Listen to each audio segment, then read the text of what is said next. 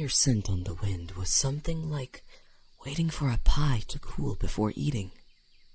Exciting, but such a tease.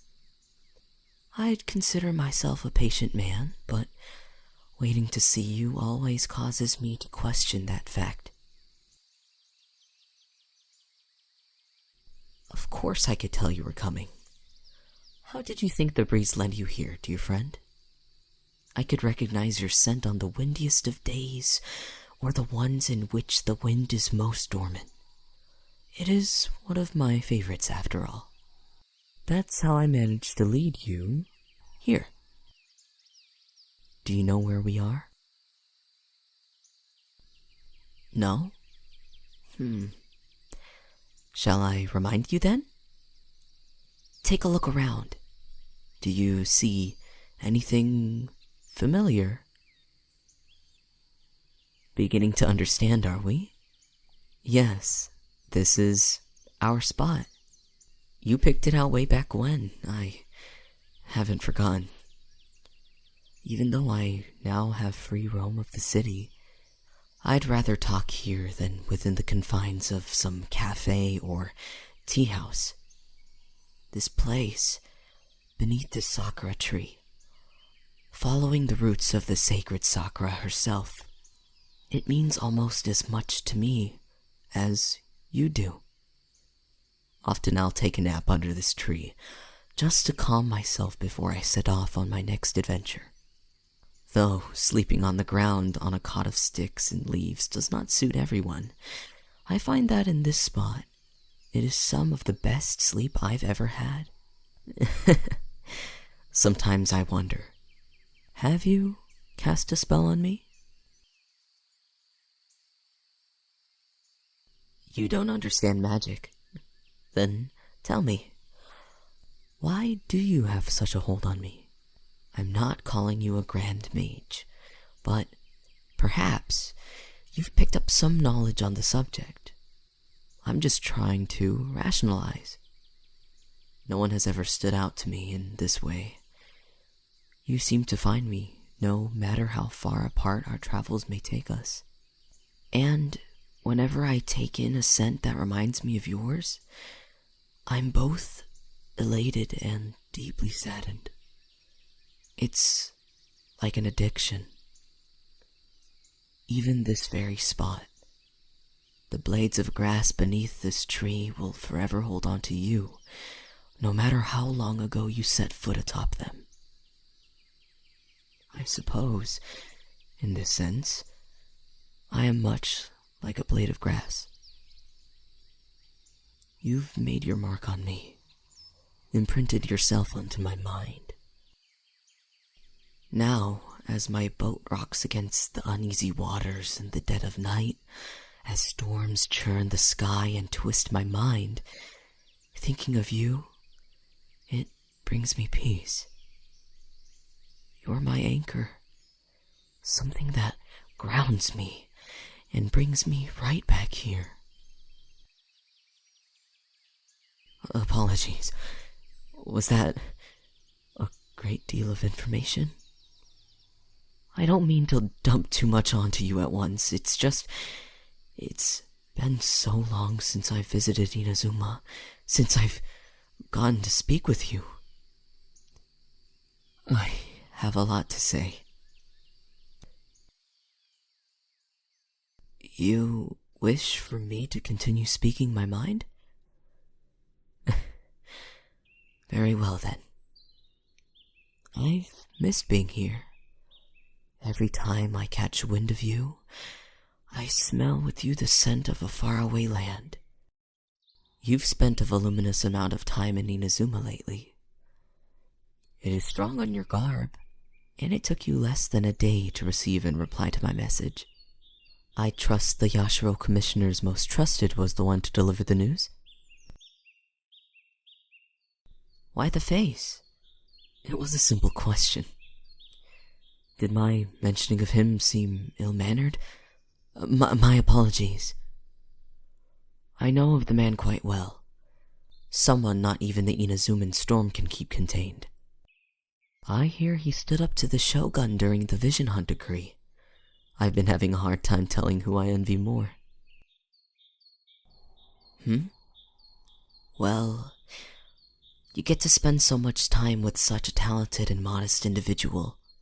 I sense the two of you have quite the bond. But on the other side of the same blade, he gets to spend so much time with you.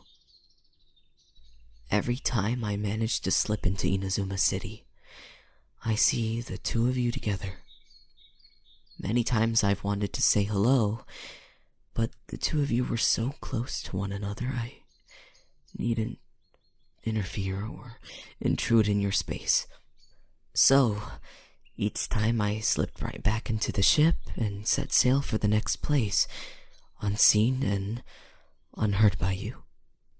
The captain described such behavior as creepy, but I beg to differ. I am a wanderer. It is my job to sit and observe, not place my nose where it does not belong. Though I suppose it's been there as well.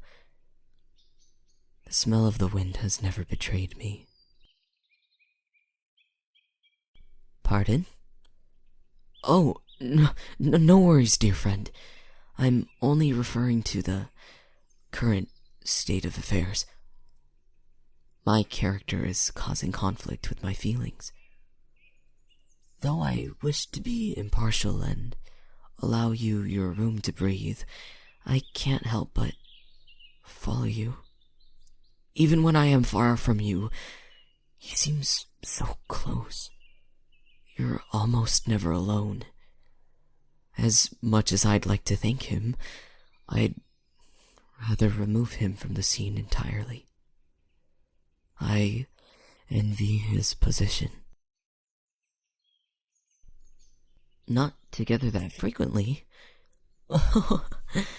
No need to spare my feelings. The wind tells no lie, dearest. It is not your fault that I lead the life that I do, nor are you the cause of my envy. My own selfish desires are the only things prompting this kind of behavior. All of these feelings are new to me, yet they feel as though I've known them forever. But to have you in front of me now, it makes me feel much better. After all, you enjoy your time with me the most, do you not?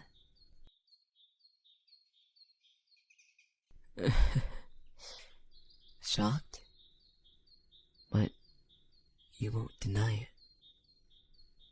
Unlike the way you seem to combine with others when you're out and about, you never attempt to mix with me amongst the winds. Instead, your impression, it amplifies. And with it, so do my instincts. Your scent is stronger, and every vibration from the quickening beat of your heart can be felt through the wind as well. And those deep breaths, they too travel through the wind, gracing the leaves of every tree near you with the graciousness of your presence. So I suppose my jealousy stems simply from wanting to spend more time with you. In which case, here we are. No time like the present. Shall we spend some time together? Only if you'd like to, that is. You'd be happy to, I take it? Wonderful. I'd ask you to tell me more about your time here in Inazuma, but I'm not so sure I want to know. I think living with ignorance of the past is better in this case. Instead, why don't you tell me how you feel? You've allowed me to express myself here for long enough. I'd like to know what you make of all this.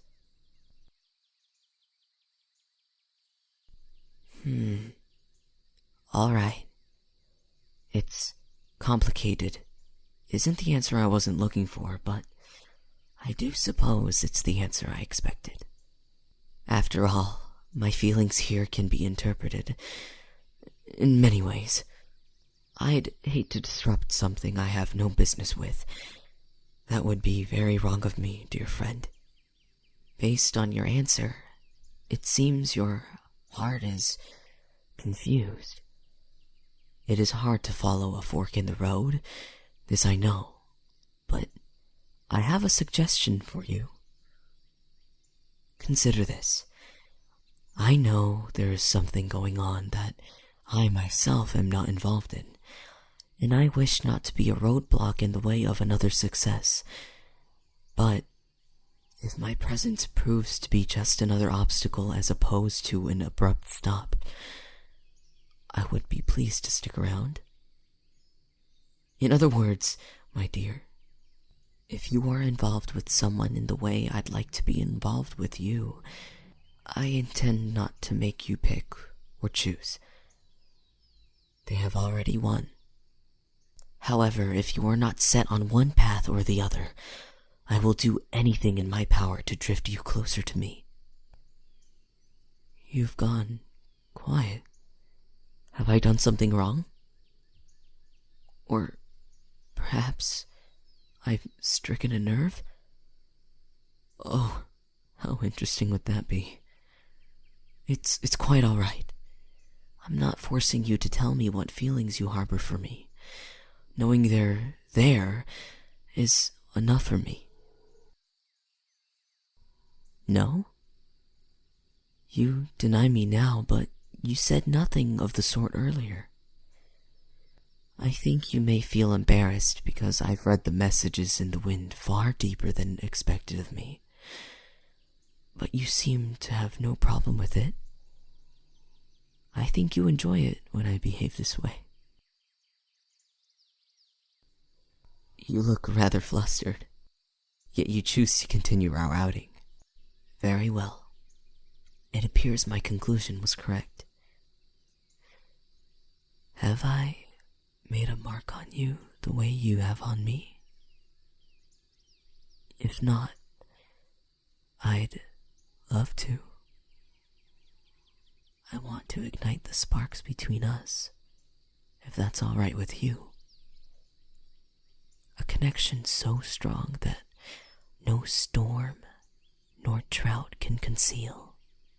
I'd like to be closer to you than I've ever been with anyone. I suppose that is what was on my mind all these nights. So, what do you say, friend?